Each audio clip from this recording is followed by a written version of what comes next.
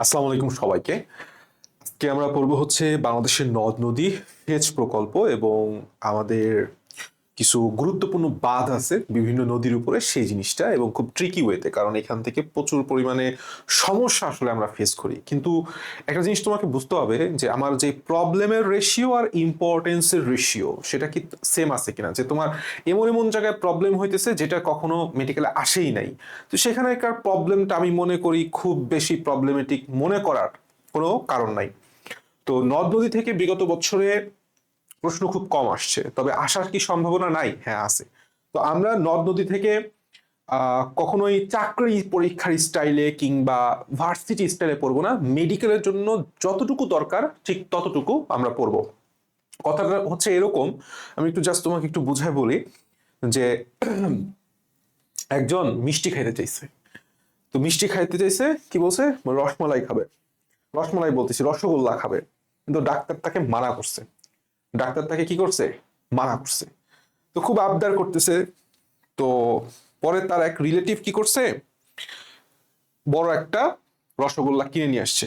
রসগোল্লার চাপ দিয়া ফার্স্টে হচ্ছে মিষ্টির থেকে ওই রসগোল্লার মধ্যে যেই চিনিটা থাকে, সেই চিনির যে রসটা থাকে সেটা বের করে পানির মধ্যে ভিজাইছে। ভিজাই তার রসগোল্লার মধ্যে কি ঢুকে গেছে? পানি ঢুকে গেছে। পানি তো কোনো প্রবলেম নাই।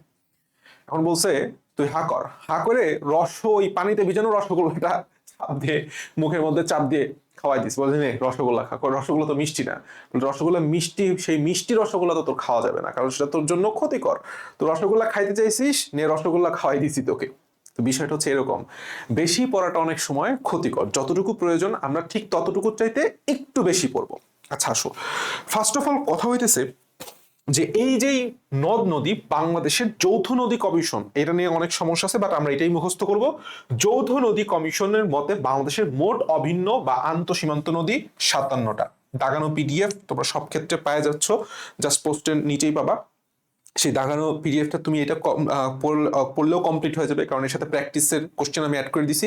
আবার কেউ যদি চাও নিজের বই থেকে পড়া, তাহলে আমি যেই পার্টগুলো শুধুমাত্র দাগাইছি শুধুমাত্র সেগুলি পড়লেই হবে। আচ্ছা, আর ভারত বাংলাদেশের মধ্যে অভিন্ন নদীর সংখ্যা 54টা। তাহলে মিয়ানমারের সাথে কয়টা? 3টা। এটা কয়টা? 3টা। তো আমরা অনেক ক্ষেত্রে এটাকে সামানাদা পড়ি, একটা মেন নাম, মানে এটা কমনলি সবাই সামানাদাই পড়ে। সাথে হচ্ছে সাঙ্গু, এবং মাতে হচ্ছে মাতামহুরি, নাতে হচ্ছে নাফ। তুমি নামেই বুঝতে পারতেছো এটা কার সাথে সংযুক্ত? মিয়ানমারের সাথে সংযুক্ত। তাহলে মিয়ানমার থেকে বাংলাদেশ প্রবেশকারী নদী, খেয়াল করো, মিয়ানমার থেকে বাংলাদেশ প্রবেশকারী নদী, একই সাথে মিয়ানমার বাংলাদেশের সীমান্তের সাথেও সংযুক্ত এই 3টা নদী, এই 4 3 54 3 57টা।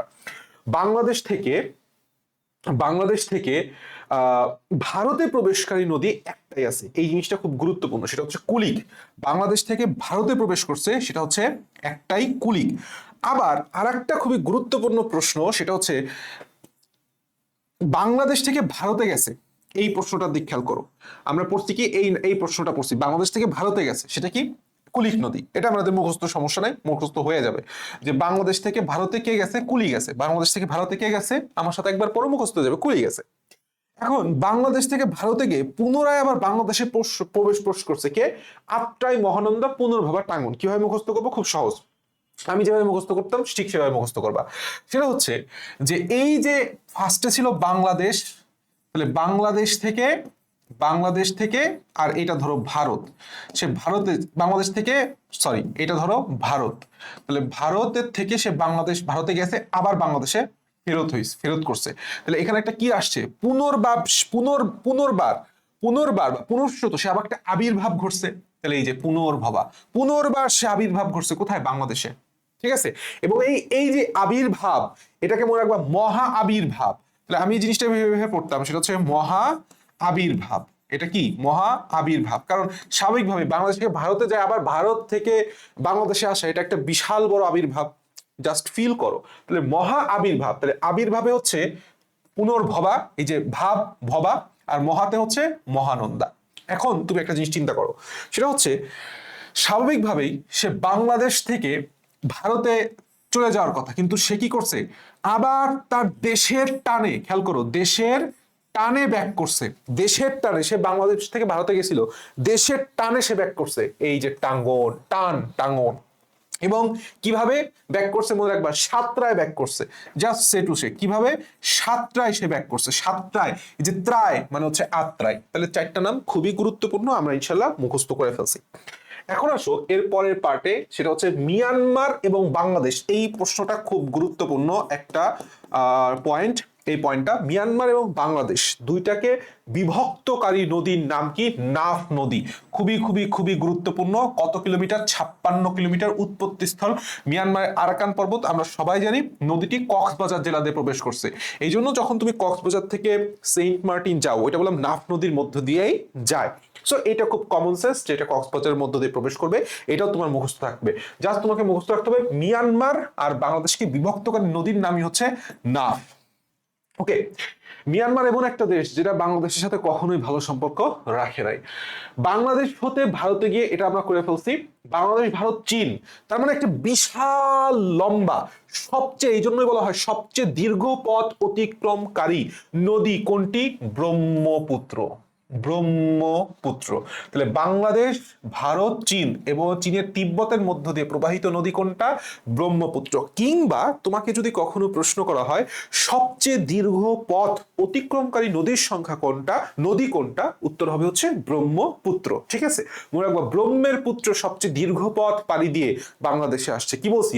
ব্রহ্মের পুত্র, ব্রহ্মের পুত্র সবচেয়ে দীর্ঘ পথ পাড়ি দিয়ে কিসে আসছে? বাংলাদেশে আসছে। আচ্ছা, and the last one, Bangladesh, Bharat. Bangladesh আর ভারতকে বিভক্তকারী নদীর নাম হচ্ছে হারিয়া ভাঙ্গা।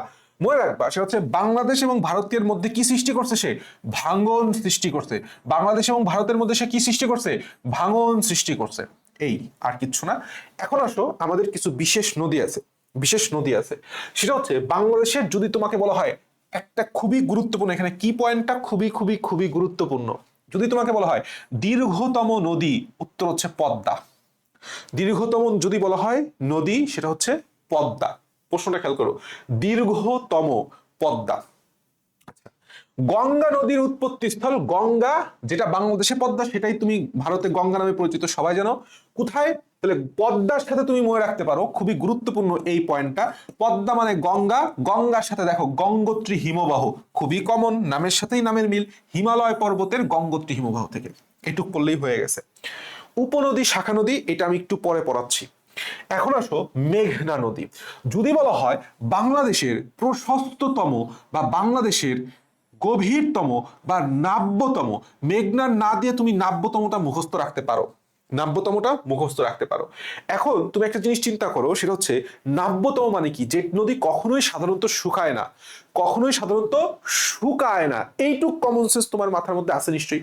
এখন যদি না শুকায় তাহলে কি? সেটা সবসময় প্রশস্তই থাকবে, তাহলে প্রশস্ততম। আবার যেটা না শুকায় তার মানে কি? তার অনেক গভীরতা বেশি, তার মানে গভীরতম।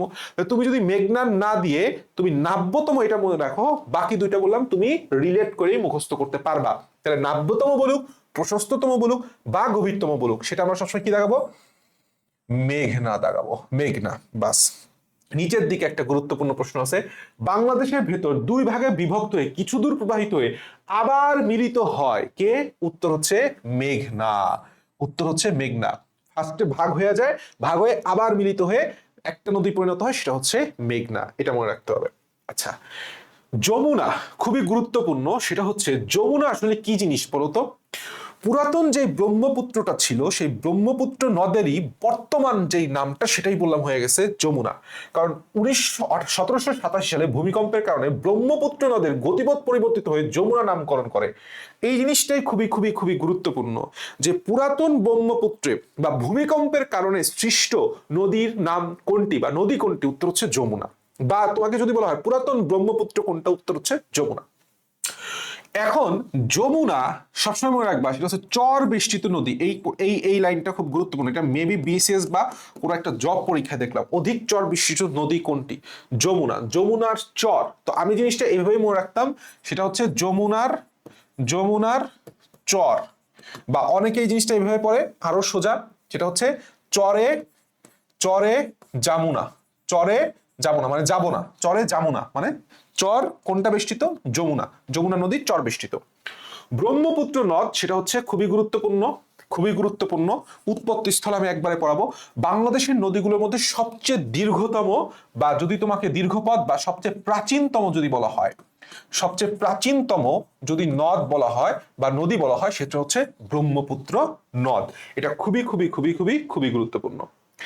এরপরে আসো বুড়িগঙ্গা নদী। আমরা সবাই জানি এই যে আমার যে মেডিকেল, সলিমুল্লাহ মেডিকেল কলেজ, ঠিক তার পাশেই, ঠিক তার পাশেই হচ্ছে বুড়িগঙ্গা নদী। তাহলে বুড়িগঙ্গা নদী যে ঢাকা শহরে অবস্থিত এটাও জানো, এবং ঢাকা শহরকে বন্যার হাত থেকে বাঁচাবে, তাহলে ঢাকা শহরের পাশের নদী সেটাই বুড়িগঙ্গা, দ্যাটস ইট। এবং সবচেয়ে গুরুত্বপূর্ণ যেই প্রশ্নটা আসে সেটা হচ্ছে বাকল্যান্ড বাঁধ কোন নদীর তীরে অবস্থিত? Very very very much important question. বতে বাকল্যান্ড, বতে কি? বতে বুড়িগঙ্গা, বতে বাকল্যান্ড, বতে বুড়িগঙ্গা। এখন নিচের দিকে কর্ণফুলী নদী। কর্ণফুলী নদী প্রবেশ করেছে কোনটা দিয়ে? সেটা হচ্ছে রাঙামাটি জেলা। এটা বললাম তোমার মুখস্থ রাখতে হবে, কর্ণফুলী মানে হচ্ছে রাঙামাটি। আচ্ছা, বাংলাদেশের একমাত্র জলবিদ্যুৎ কেন্দ্র, খুবই খুবই খুবই গুরুত্বপূর্ণ প্রশ্ন, সেটা হচ্ছে বাংলাদেশের একমাত্র জলবিদ্যুৎ কেন্দ্র কাপ্তাই জলবিদ্যুৎ কেন্দ্র কোথায় অবস্থিত? কর্ণফুলী নদীর তীরে অবস্থিত, কর্ণফুলী নদীতে অবস্থিত। এখন আসো তিনটা দুঃখ, যদি বলা হয় বাংলার দুঃখ, উত্তর হচ্ছে দামোদর নদী। এইটা বললাম একটা এক্সেপশনাল নাম, এই জন্য এটা এক্সেপশনাল ভাবেই মুখস্থ করতে হবে। কুমিল্লার দুঃখ অলরেডি তোমরা জানো, গোমতী নদী মুখস্থ করছো। ঢাকার দুঃখ বুড়িগঙ্গা নদী। তো এই তিনটা দুঃখ বললাম আমাদের জানতে হবে। এখন আসো একটা জিনিস খুব সুন্দর করে মনে রাখবা, এটা খুবই খুবই গুরুত্বপূর্ণ, সেটা হচ্ছে বাংলাদেশেই বাংলাদেশেই যেই নদীটার উৎপত্তি স্থল এবং একই সাথে এটা শেষ হয়েছেও বাংলাদেশে, অর্থাৎ বাংলাদেশে শুরু প্লাস শেষ, সংক্ষেপে ভেবে লিখলাম। বাংলাদেশে শুরু হয়েছে, শেষও হয়েছে কি দিয়ে? শেষ হয়েছে বাংলাদেশ দিয়ে। তাহলে অবশ্যই মনে রাখতে হবে এই নদীটার নাম মনে রাখবা, সেটা হচ্ছে হাসা। কি দিয়ে? হাসা দিয়ে। হাতে হচ্ছে হালদা নদী। কি নদী? হালদা নদী। সাদে মনে রাখবা সাঙ্গু নদী। কি নদী? সাঙ্গু নদী। তাহলে বাংলাদেশেই উৎপত্তি লাভ করছে এবং বাংলাদেশের যে সীমানা তার মধ্যেই সে শেষ হয়ে গেছে, এরকম দুইটা নদীর নাম হচ্ছে হাসা, হালদা এবং সাঙ্গু। খুবই খুবই গুরুত্বপূর্ণ 3 স্টার টপিক। আচ্ছা, আমরা পরবর্তী পার্টে আসি, সেটা হচ্ছে ইছামতি নদী। ইছামতি নদী নিয়ে জাস্ট একটা কথা বললেই হবে, বাংলাদেশের দ্বিতীয় দীর্ঘতম নদী। প্রথম দীর্ঘতম নদী হচ্ছে পদ্মা, দ্বিতীয় দীর্ঘতম নদী হচ্ছে ইছামতি নদী। আচ্ছা, এখন আসো সেটা হচ্ছে আমাদের one of the 3 star topic, যেখান থেকে বিগত বছরে খুব আগের বছর, খুব আগে 2012-13 সেশনে এরকম করে প্রশ্ন হইতো, ঠিক আছে? নদী থেকে প্রশ্ন হইতো মেডিকেলে, বেশ কয়েকবার প্রশ্ন হয়েছে, 3-4 বার, অর্থাৎ আগের যে সেশন 12-13, 8-9-10 এই সেশনে প্রশ্ন হয়েছে। তার মধ্যে একটা টপিক ছিল হচ্ছে নদী এবং নদীর উৎপত্তি স্থল। এখানে আমি জাস্ট অল্প কিছু দাগাইছি, এটাই মুখস্থ করলে না, সব মুখস্থ করতে চাই না। আমি আবারও বলতেছি, এই পিডিএফ থেকে দাগানো লাইনের বাইরে একটা জিনিস আমরা পড়বো না। এখন আসো সেটা হচ্ছে আমরা কিভাবে পড়বো। আমরা জানি পদ্মা, তাহলে পদ্মা মানে কি? গঙ্গা। এখন গঙ্গার থেকে তুমি মনে রাখতে পারো সেটা হচ্ছে গঙ্গোত্রী হিমবাহ হয়ে গেল। ব্রহ্মপুত্র, তুমি মনে রাখবা ব্রহ্মর যে পুত্র, তাহলে পুত্র, পুত্র তার ধরো সেটুসে তার বাবার নাম ব্রহ্ম, তার মার নাম হচ্ছে মানসী, তার মার নাম কি? মানসী। আমি এভাবে মনে রাখতাম, তুমি এভাবে মনে রাখো, খুব কমন সেন্স দিয়ে মনে রাখতে পারবা। ব্রহ্মর পুত্র, তাহলে পুত্রের বাবার নাম হচ্ছে ব্রহ্ম, মার নাম মানসী, মার নাম মা ওই যে মানসী। তাহলে হিমালয়ের কৈলাস শৃঙ্গের মানস সরোবর অটোমেটিকলি মুখস্থ হয়ে গেছে। এখন মেঘনা এবং কর্ণফুলীর মধ্যে একটা সমস্যা ঘটে, একটা হচ্ছে আসামের লুসাই পাহাড়, আর একটা হচ্ছে মিজোরাম রাজ্যের লুসাই পাহাড়, দুইটাই লুসাই পাহাড়। তোমাকে বুঝতে হবে, তুমি যখন উচ্চারণটা করবে এরকম ভাবে পড়বা, আসামের লুসাই পাহাড়, আসামের, এই মে দিয়ে তুমি অটোমেটিকলি মেঘনাটা মনে রাখবা। কি বলছি? আশা মের, মেতে মেঘনা, তাহলে মিজোরামে কি হবে? কর্ণফুলী হবে, অটোমেটিকলি মুখস্থ হয়ে গেল। সাঙ্গু আরাকান নদী, আরাকান মানে হচ্ছে মায়ানমার। এখন মায়ানমার, মায়ানমার এখন তুমি অলরেডি পরে মুখস্থ করে আসছো, মায়ানমার বাংলাদেশের মধ্যে সাঙ্গু থাকে, তাহলে সাঙ্গু আরাকানে অবস্থিত, এটাও কমন সেন্স। করতোয়া হিমালয় পর্বতমালা, খুবই ইজি। আর একটা পড়তে হবে তিস্তা, সিকিমের পার্বত্য অঞ্চল। তিস্তা নদী কোথায় অবস্থিত? কোথা থেকে উৎপত্তি লাভ করছে? সিকিমের পার্বত্যস্থল। আর একটা 3 স্টার টপিক, আর একটা 3 স্টার টপিক, এটা চাকরি পরীক্ষায় প্রচুর আসে, সেটা হচ্ছে নদ নদীর মিলিত স্থান এবং প্রবাহ। সবকিছু লাগবে না, 4টা জিনিস দাগাইছি, ফুললি এনাফ। তো আমি ঠিক যেভাবে পড়বো তুমিও ঠিক সেভাবেই পড়বা বা নোট করবা, লিখবা হচ্ছে পজ গো পমেচা, পচগো পমেচা, পদ্মা যমুনা গোয়ালন্দ, পদ্মা মেঘনা চাঁদপুর। বাস এই দুইটা সবচেয়ে বেশি ইম্পর্টেন্ট ছিল মেডিকেলের জন্য, এনাফ। পচগো পমেচা, পচগো পমেচা, পচগো পমেচা। সম্মিলিত প্রবাহ আমাদের একেবারেই পড়ার কোনো দরকার নাই। আমাদের একটা পড়তে হবে, সেটা হচ্ছে সুরমা এবং কুশিয়ারা। তো বিষয়টা হচ্ছে এরকম, সেটা হচ্ছে দেখো, লেখো এইভাবে লেখো, সেটা হচ্ছে সুকুমার, সুকুমার আজ পুত্র মেয়ে সহ বাজার যায়। মানে কি? মানে হচ্ছে সুতে এই যে সুরমা, আর এই যে কুতে সেটা হচ্ছে কুশিয়ারা। আজ আসতে হচ্ছে আজমিরিগঞ্জ হবিগঞ্জ, সিলেটের আজমিরিগঞ্জ হবিগঞ্জ। আচ্ছা, কালনী নামকরণ করে পরবর্তীতে সে হচ্ছে মেঘনা নামকরণ করে। আচ্ছা, নিচের দিকে আসো, সেটা হচ্ছে পুত্র মানে পুরাতন ব্রহ্মপুত্র, মেয়ে মেঘনা, কি করছে? বাজার, ভৈরব বাজার। শেষ। আমাদের এখান থেকে আর কিচ্ছু মুখস্থ করার কোনো দরকার নাই। কথা ক্লিয়ার? ক্লিয়ার। এরপরে আসে কিছু গুরুত্বপূর্ণ তথ্যাবলী। এই জিনিসগুলা তোমাদেরকে অবশ্যই সুন্দর করে একাধিকবার পড়ে তোমাকে মুখস্থ করতে হবে, মুখস্থ করতে হবে।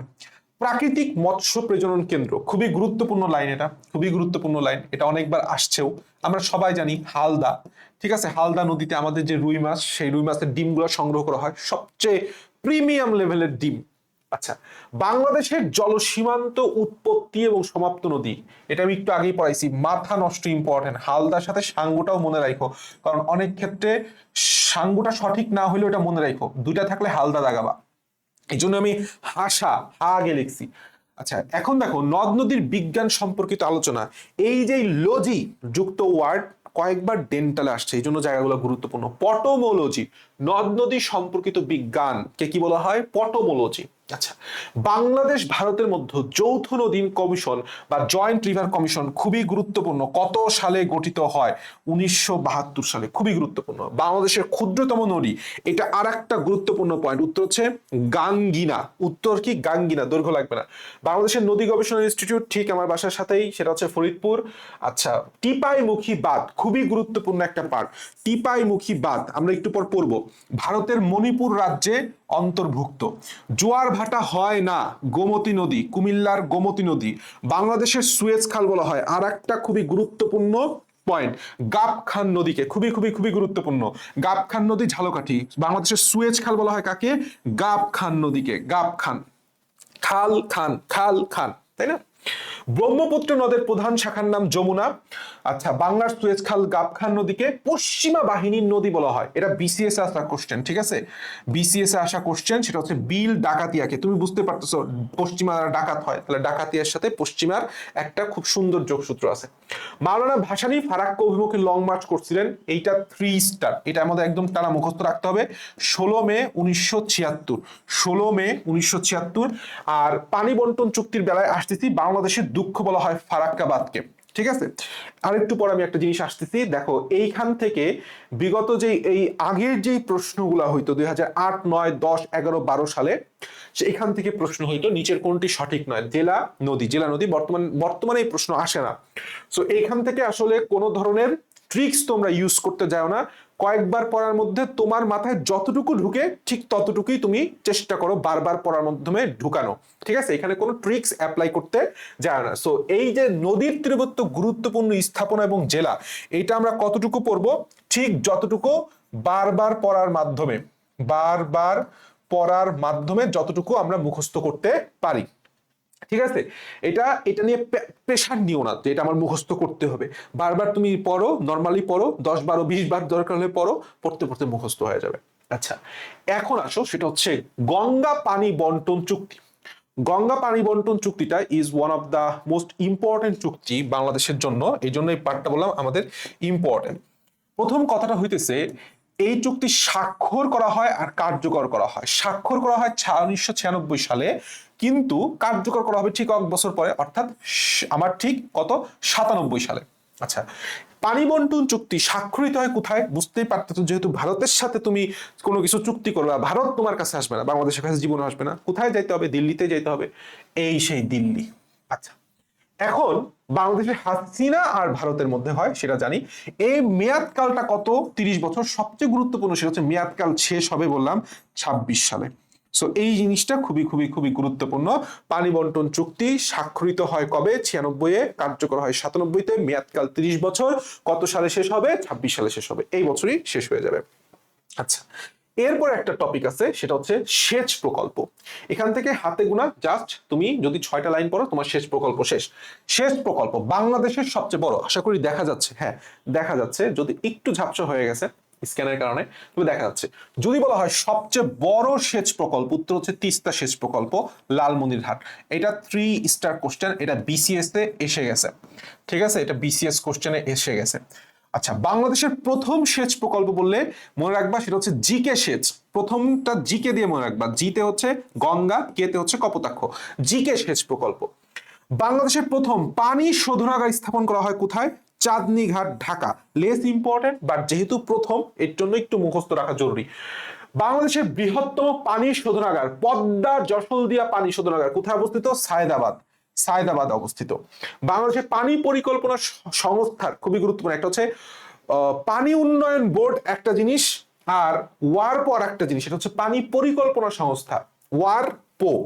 মাটির নিচে পানিকে কি বলা হয়? মহাকর্ষীয় জল। এইটা মেডিকেলের জন্য ইম্পর্টেন্ট। কেন ইম্পর্টেন্ট পরবর্তীতে বুঝবা। মাটির নিচের পানিকে কি বলা হবে? মাটিও পানি নাকি তোমার শিলা পানি বা মিষ্টি পানি, মিঠা পানি না, মহাকর্ষীয় জল, ঠিক আছে। আচ্ছা, ফারাক্কাবাদ। প্রথম প্রশ্ন, ফারাক্কাবাদ নির্মাণ করা হয় কোন নদীর তীরে? উত্তর হচ্ছে গঙ্গা নদীর তীরে। 2 নাম্বার প্রশ্ন আসবে, সেটা হচ্ছে ফারাক্কার বাঁধের যে মাওলানা ভাসানী, সর্বপ্রথম সর্বপ্রথম যেই লোক একদম ফারাক্কার নির্মাণের বিপক্ষে যায় আন্দোলন করছিলেন তার নাম হচ্ছে মাওলানা ভাসানী। এবং এই যে লং মার্চ, ফারাক্কা দিবস, লং মার্চ দিবস পালন করা হয় 16ই মে 1976 সাল। তা একদম তারিখ সহ সাল মুখস্থ রাখতে হবে, 16ই মে 1976 সাল। এখন আসো আমাদের কিছু গুরুত্বপূর্ণ বাঁধ। 1 নাম্বার বাঁধ হইতেছে টিপাইমুখী বাঁধ, খুবই গুরুত্বপূর্ণ। টিপাইমুখী বাঁধ কোন নদীর তীর উপরে অবস্থিত? উত্তর হচ্ছে বরাক নদীর তীরে অবস্থিত। টিপাইমুখী বাঁধ কোথায় অবস্থিত? বরাক নদীর তীরে অবস্থিত। এবং এটা কে দিছে? এটা বাংলাদেশ দেয় না, এটা ভারত দিছে। এবং এটা কোন রাজ্যে অবস্থিত? মণিপুর রাজ্যে অবস্থিত। কোন রাজ্য? মণিপুর রাজ্য। আর অপরদিকে তিস্তাবাদ, তিস্তা নদীর তীরে অবস্থিত। এইটুকু জাস্ট আমরা যদি পড়ে ফেলি তাইলেই হয়ে যাবে। এরপরে তোমার জন্য কি করছি? জাস্ট প্রশ্ন লিখছি। এখানে সর্বোচ্চ 30 থেকে 40টা প্রশ্ন আসছে, ঠিক আছে। 30 থেকে 40টা প্রশ্ন সব সলভ করার দরকার নাই, যা পড়াইছি এর ভেতরে যে প্রশ্নগুলো আছে সেইটা তুমি সুন্দর করে দাগায় দাগায় দাগায় পড়ে ফেলো, ঠিক আছে। নদ নদী সেচ এবং বাঁধ আমি যেটুকু পড়াইছি তার বাইরে আর একটা জিনিস আমাদের পড়তে হবে, খুবই গুরুত্বপূর্ণ। সেটা হচ্ছে আমাদের শাখা নদী এবং উপনদী নিয়ে বেশ কিছু প্রবলেম আমাদের হয়। সো আসো আমরা জাস্ট, আমি তোমাকে যতটুকু পড়াবো ঠিক ততটুকু পড়লেই হবে। আমি আবারও বলতেছি, আমি ঠিক যতটুকু পড়াবো উপনদী শাখা নদীর থেকে ঠিক ততটুকু পড়লেই হবে, ঠিক আছে। সেটা হচ্ছে লেখো, 1 নাম্বার দিয়ে লেখো পদ্মার পদ্মার শাখা নদী। যেহেতু এই জিনিসটা প্রবলেমেটিক টপিক, এটা আমাদেরকে অবশ্যই অবশ্যই ছন্দ ছাড়া কোনো ওয়ে নাই, ছন্দ দিয়ে পড়তে হবে। এবং আমি সেই ছোটবেলা থেকে ছন্দ দিয়ে এটা পড়ে আসতেছি। সেটা হচ্ছে লেখো, মা গো, মা গো বড় কুমার ভোরে, বড় কুমার ভোরে, ভোরে শাখা, এইভাবে এভাবে লিখি, শাখা ভোরে, মানে ভোরবেলায় শাখা ভৈরে ভৈরে, শাখা ভোরে মধু আনে। কি আনে? মধু আনে। তো এক্ষেত্রে তোমার যে জিনিসটা মনে রাখতে হবে, মা, মাতে হচ্ছে মাথা ভাঙ্গা। মাতে কি? মাথা ভাঙ্গা। এরপরে লেখো গো, গো দিয়ে তুমি মনে রাখবে এটা হচ্ছে গঙ্গা। তাহলে আমরা কি কোন নদী পড়তেছি? গঙ্গা নদী, মানে হচ্ছে পদ্মা নদী, এটা মনে থাকলো। আবার এই শাখা বলতে আমি বুঝাইতেছি শাখা নদী। আবার আরেকটা গো দিয়ে মনে রাখো, সেটা হচ্ছে গড়াই। গড়াই। বড়তে হচ্ছে বড়াল নদী। কুমারতে কুমার নদী, এটা ফরিদপুরের মধ্য দিয়ে গেছে। ভোরতে হচ্ছে ভৈরব, কি ভৈরব। আচ্ছা, আরেকটা আছে সেটা হচ্ছে মধু, মধুতে হচ্ছে মধুমতি। মধুমতির নামের সাথে আরেকটা নাম তুমি অটোমেটিকলি রিলেট করতে পারবা, ইছামতি। দুইটার নামের শেষেই কি আছে, মতি আছে। ঠিক আছে, আর আ দিয়ে মনে রাখবা আরিয়াল খা, মাদারীপুরে অবস্থিত আরিয়াল খা। ঠিক আছে, পদ্মার শাখা নদী শেষ। এখন আমাদের কি পড়তে হবে, পদ্মার উপনদী পড়তে হবে, পদ্মার উপনদী, উপনদী। পদ্মার উপনদী খুব সহজ। পদ্মার উপনদীটা আমার সাথে লেখো, সেটা হচ্ছে উপকূলীরা, কি বলছি, উপকূলীরা মহানগরে মহানগরে মহানগরে পুনরায় মাল টানে। কুলিরা মাল টানে না, বিভিন্ন প্ল্যাটফর্মে আগে রেল স্টেশনে কুলিদের দেখা যেত, এখনো আছে। তাহলে তুমি বুঝতে পারতেছো যে উপ দিয়ে বোঝানো হইতেছে পদ্মার উপনদী। কুলি দিয়ে মনে রাখবা কুলিক। মহা, মহাতে মনে রাখবা মহানন্দা, মহানন্দা। এই যে বাকি যে মহানন্দা ব্যতীত বাকি যে নামগুলা লিখতেছে এগুলি একই সাথে পদ্মার উপনদী, একই সাথে আবার মহানন্দার উপনদী। পুনরায়, পুনরায়তে হচ্ছে পুনর্ভবা। নগর নাম হচ্ছে নাগর নদী। টানে টাঙ্গন নদী। বাস, শেষ। অনেকের মনে একটা কনফিউশন থাকে, ভাইয়া উপনদী আর আমার শাখা নদী বলতে কি বোঝায়। দেখো, ধরো এইটা একটা মেইন নদী, ঠিক আছে। এখন মেইন নদীর এইভাবে অনেকগুলা নদীর পানি এইখানে আইসে কি হয়েছে, একটা নদী তৈরি হয়েছে। তাহলে এই যে এ বি সি এরা হইতেছে আমাদের ওই নদীর উপনদী, বুঝতে পারছো। আর নদী থেকে দেখা গেছে অনেকগুলা শাখা তৈরি হয়েছে, পরবর্তীতে কিছু দূর যায়, ঠিক আছে। তাহলে এই যে ধরো এক্স, এই যে ধরো ওয়াই, আর এটা তো ধরো আগে এভাবেই মেন নদী আছে, এই পাশ থেকে চলে আসছে। তাহলে এক্স এবং ওয়াই এটা হতেছে তাদের শাখা নদী, ঠিক আছে। এই জিনিসটা মাথায় রাখো, এইটাই, এটা না জানলেও হয়। এখন দেখো এরপর একটা পার্ট আছে, সেটা হচ্ছে মনে রাখবা 3 নাম্বার পার্ট। 3 নাম্বার পার্ট দিয়ে মনে রাখবা, সেটা হচ্ছে ধবল, ধবল বুড়ি। ধবলতে হচ্ছে ধলেশ্বরী, কি জিনিস, ধলেশ্বরী। এই ধলেশ্বরীর শাখা নদী হচ্ছে বুড়ি, দ্যাট মিনস বুড়ি গঙ্গা, বুড়ি গঙ্গা। এরপরে আসো, সেটা হচ্ছে আমাদের 4 নাম্বার দিয়ে মনে রাখবা, সেটা হচ্ছে যোদ্ধা। কি বলছি, যোদ্ধা। যোতে হচ্ছে যমুনা, ধাতে হইতেছে ধলেশ্বরী, ধলেশ্বরী। দ্যাট মিনস যমুনার শাখা নদী ধলেশ্বরী, আর ধলেশ্বরীর শাখা নদী আবার বুড়িগঙ্গা। এই যে তোমার 4টা জিনিস আমি লিখাই দিলাম, খুব বেশি কষ্ট হবে না আশা করি পড়তে। এই 4টা জিনিস যদি তুমি পড়ে থাকো, তোমার ইনশাল্লাহ মেডিকেলের জন্য আর কিচ্ছু লাগবে না।